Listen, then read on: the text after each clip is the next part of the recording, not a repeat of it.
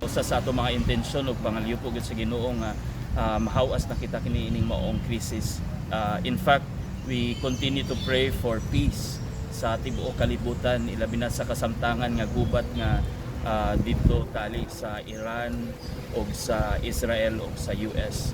So busa nga usa na siya sa ato ang mga ginaampo gayud nga unta kay kitang magitanan ang ga-suffer, no, plus naapatay kining corruption nga issue nga ang call for accountability and transparency nga unta mapanagot na gyud tong unsa kinsa gyud kitong sad-an ba nga dili unta tungod sa kanang political patronage nga tungod kay na sila utang na loob, so wala walay kanang kuan bitaw kanang accountability sa usa ka tawo nga nagbuhat sa maong buhat nga skandal sa ato ang katilingban.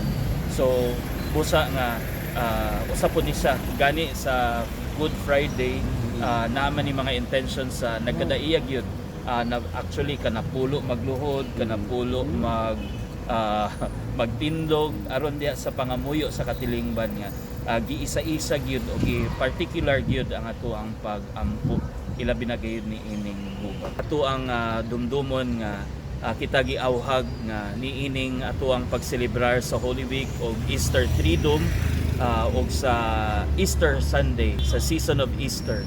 Kita hinumduman nga para nga mabulukon ug meaningful and fruitful ang ato ang maong pag-celebrar.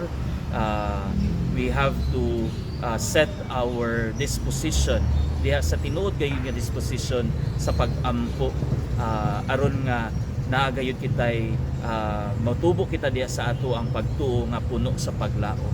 So mo kana ang ato ang pahinumdom o nga unta meaningful ug fruitful ang ato ang celebration.